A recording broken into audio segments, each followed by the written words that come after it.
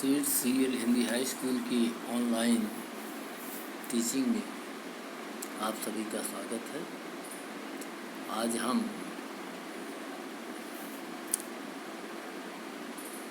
Simple past tense के बारे में पढ़ेंगे।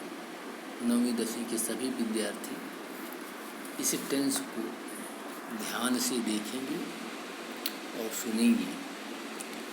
पहचान है हिंदी और इंग्लिश दोनों में बता रहा हूँ, ध्यान से आप लोग सुनेंगे।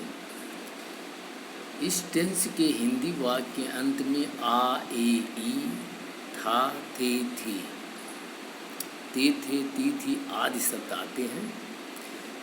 इस टेंस में कार्य के जारी या समाप्त होने के विषय में कुछ कहा नहीं जाता है।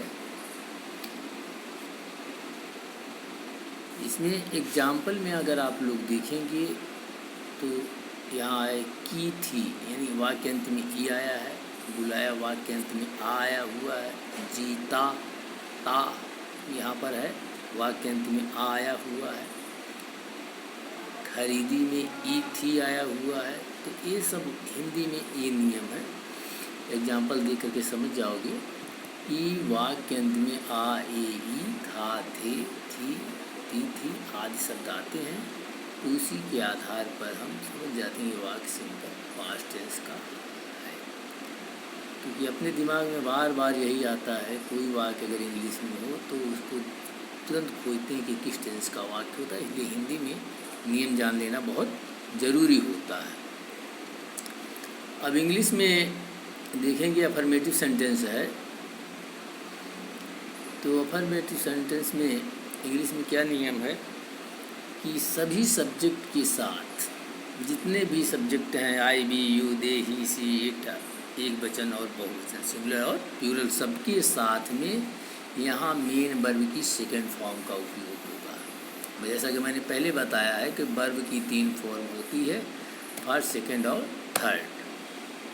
किताब में ग्रामर में देखना तीनों फॉर्म दिया हुआ है और उसको प्रेजेंट, पास्ट पार्टिसिपल भी कहते हैं। शॉर्ट में बोलना है तो फर्स्ट, सेकंड और थर्ड बोलते हैं। तो सभी सब्जेक्ट के साथ मेन वर्ब की सेकंड फॉर्म आती है इसमें। लेकिन यदि वाक्य नेगेटिव होगा, नकारात्मक जिसे कहते हैं हिंदी में, तो उसमें हेल्पिंग वर्ब डिड का उपयोग करते हैं और मेन वर्ब फर्स्ट फॉर्म में आ जाती है।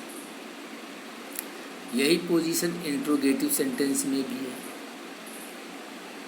यदि वाक्य प्रश्नवाचक होगा तो हेल्पिंग वर्ब डिड आई और मेन वर्ब की फर्स्ट फॉर्म का प्रयोग किया जाएगा।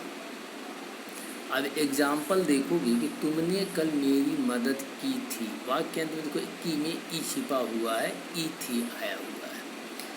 तुमने कल मेरी मदद की थी, इसमें मैंने पहले ही बताया कि सब्जेक्ट का पता कैसे करना है। हु से वाक्य को क्वेश्चन करोगी कि हु हेल्पेड मी यस्टरडे, तो आंसर आएगा यू। तुमने कल मेरी मदद की थी, कौन किया था मदद? तुमने, यानी तुम।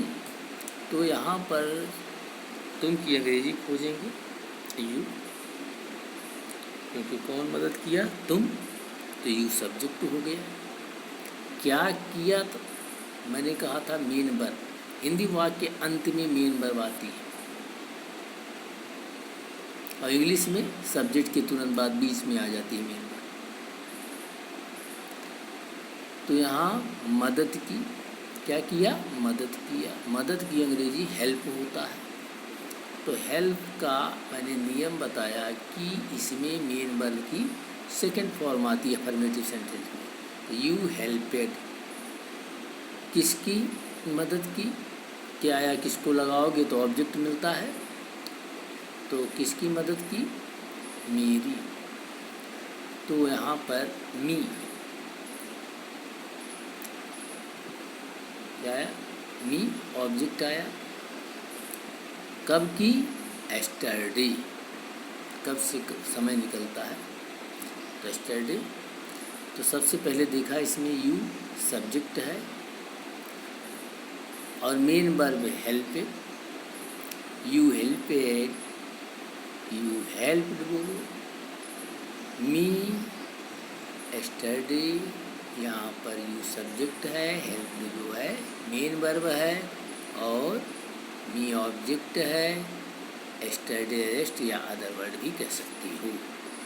उसने अपने नौकरों को बुलाया, दूसरा वाक्य देखेंगे। उसने अपने नौकरों को बुलाया, किसने बुलाया या कौन बुलाया, तो आएगा आंसर उसने नहीं वह। तो वह की अंग्रेजी लिखोगे सबसे पहले ही, क्या किया बुलाया, मेन वर्ब, कॉल का सेकंड रूप लिखोगे कॉल्ड। किसको बुलाया, अपने नौकरों को, क्या या किसको लगाओगे तो ऑब्जेक्ट आएगा, हिज सर्वेंट, ही हुआ सब्जेक्ट और कॉल हुआ मेन वर्ब और हिज सर्वेंट हुआ ऑब्जेक्ट। इसी तरह से तीसरा वाक्य देखेंगे, हमने कल मैच नहीं जीता।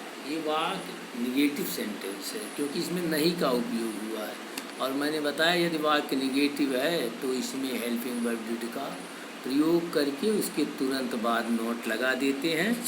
तो नोट लगाना है इसमें ज़रूर, लेकिन अब नियम देख करके ही ये ट्रांसलेट करना है। यहाँ पर देखो, हमने कल मैच नहीं जीता, कौन नहीं जीता, तुरंत सब्जेक्ट आ गया हम की अंग्रेजी भी। अब वी के साथ में हेल्पिंग, वाक्य निगेटिव है इसलिए हेल्पिंग वर्ब डिड का प्रयोग करो, डिड के तुरंत बाद नॉट, और नॉट के तुरंत बाद main verb. Main verb Hindi वाक्य के अंत में आता है, क्या किया, जीता। तो जीतना का अंग्रेजी विन। मेन, अब यहाँ हेल्पिंग वर्ब डिड आया है तो मेन वर्ब फर्स्ट फॉर्म में आ जाएगी। क्या जीता, मैच, क्या से ऑब्जेक्ट आता है, द मैच लिखोगे। कब जीता, कल, एस्टरडे। तो सबसे पहले हमने लिखा सब्जेक्ट, सब्जेक्ट इसमें बी है, इसके बाद हेल्पिंग वर्ब डिड है प्लस नॉट लगाओगे इसके साथ, फिर मेन वर्ब की फर्स्ट फॉर्म बिन, ये मेन वर्ब आया, द मैच ऑब्जेक्ट है, रेस्ट में आ जाएगा एस्टरडे। इसी तरह से फोर्थ सेंटेंस है, चौथा वाक्य देखेंगे कि क्या तुमने कल एक पुस्तक खरीदी थी। ये वाक्य इंट्रोगेटिव है, इसे क्वेश्चन फॉर्म भी बोलते हैं। ऐसे वाक्यों का यस या नो से जवाब भी दिया जाता है। इंग्लिश में ऐसे वाक्य आते हैं तो उसमें यस या नो से जवाब देते हैं, इसे क्वेश्चन फॉर्म बोलते हैं। तो क्या शब्द अगर हिंदी में सबसे पहले क्वेश्चन इस तरह से करना हो सिंपल पास्ट टेंस में, और क्या शब्द से सबसे पहले करना हो तो उसका ट्रांसलेट कैसे करते हैं कि सबसे पहले हेल्पिंग वर्ब लिखते हैं। इस टेंस सिंपल पास्ट टेंस का आता है, इसके बाद इसमें हेल्पिंग वर्ब डिड का उपयोग होगा, इसके बाद सब्जेक्ट आ जाएगा। सब्जेक्ट क्या है, यू। अभी अगर क्या पहले आ गया सब्जेक्ट नहीं समझ पाए तो कौन से बताया कि कौन से क्वेश्चन कर देंगे, कौन से क्वेश्चन करोगे। तुमने कल एक पुस्तक खरीदी, कौन खरीदा, तुमने। तो यू के पहले हेल्पिंग वर्ब डिड का उपयोग करोगे, डिड यू, क्या किया, खरीदा। खरीदना का अंग्रेजी लिखोगे बाय, डिड के साथ में मेन वर्ब की फर्स्ट फॉर्म आएगी। क्या खरीदा, ए बुक। कब खरीदा, एस्टरडे।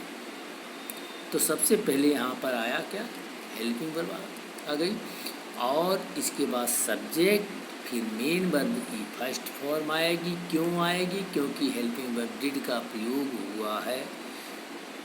ए बुक ऑब्जेक्ट है, एस्टरडे रेस्ट है। इस तरह से निगेटिव और इंट्रोगेटिव सेंटेंस, सिंपल पास्ट का अगर वाक्य है तो निगेटिव और इंट्रोगेटिव सेंटेंस में हेल्पिंग वर्ब डिड का प्रयोग होगा और मेन वर्ब की फर्स्ट फॉर्म ही आएगी। इतना ध्यान रखो। केवल अफर्मेटिव सेंटेंस होगा तो मेन वर्ब की सेकंड फॉर्म आएगी। इसी तरह से एक पांचवा वाक्य देखेंगे कि वह कल कहाँ गया था। तो कहाँ की अंग्रेजी सबसे पहले लिखोगे, इंट्रोगेटिव वर्ड सबसे पहले लिखेंगे। इस प्रकार का क्या, कब, कहाँ, कैसे, क्यों अगर वाक्य के बीच में आते हैं तो ट्रांसलेट करते समय सबसे पहले उसकी अंग्रेजी लिखती है। तो यहाँ पर कहाँ की अंग्रेजी सबसे पहले लिखो, वेयर। इसके बाद तुरंत हेल्पिंग वर्ब टेंस में कौन सा आता है, डिड आता है, तो डिड लिखोगे। इसके बाद तुरंत कौन गया था, सब्जेक्ट क्या है, ही है, वह की अंग्रेजी ही लिखो, और गया था जाना का अंग्रेजी क्या होता है, गो होता है, फर्स्ट फॉर्म लिखो, और कब, एस्टरडे। तो सबसे पहले इंट्रोगेटिव वर्ड लिखा, फिर हेल्पिंग वर्ब लिखा, फिर इसके बाद सब्जेक्ट लिखा, फिर मेन वर्ब लिखा, फिर बाकी रेस्ट। वह कल कहाँ गया था, where did he go yesterday. चौथा वाक्य में जैसे मैंने बताया अभी कि क्या तुमने कल एक पुस्तक खरीदी थी, इसी तरह से वाक्य आता है, did you buy a book yesterday, तो कहोगे yes I bought, yes I did, no I didn't, short answer दिया जाता है इस तरह से। तो इस तरह से ये वाक्य हो गया सब। इसकी पहचान इंग्लिश में तुम लोगों को मैं बता दे रहा हूँ कि अगर, क्योंकि अपने में हिंदी तो शब्द एक भी नहीं रहेगा क्वेश्चन पेपर में, सारे वाक्य जो भी रहेंगे सब इंग्लिश में ही रहने वाले हैं। तो इसीलिए पहचान का नियम ये है कि इस टेंस में मेन वर्ब की सेकेंड फॉर्म, जैसे हेल्पेड आया हुआ है, कॉल्ड आया हुआ है, ये सब चीज़ें। और अगर निगेटिव या इंट्रोगेटिव में वाक्य होगा तो हेल्पिंग वर्ब डिड का प्रयोग होगा और मेन वर्ब फर्स्ट फॉर्म में आ जाएगी। यहाँ देखो जितने वाक्य दिए हैं जहाँ डिड होगा मेन वर्ब की फर्स्ट फॉर्म आई हुई है, ऐसा किसी में होता नहीं है। और इस टेंस में एस्टरडे वगैरह का प्रयोग होता है। एस्टरडे देखो, कल के लिए एस्टरडे आता है, सिंपल पास्ट टेंस में कल के लिए एस्टरडे का प्रयोग होता है, और फ्यूचर टेंस में कल के लिए टुमारो शब्द का उपयोग किया जाता है। फ्यूचर में टुमारो और पास्ट टेंस में एस्टरडे का उपयोग कल के लिए होता है। बस आज इतना ही, और कुछ टेंस कल बताए जाएंगे। Thank you very much.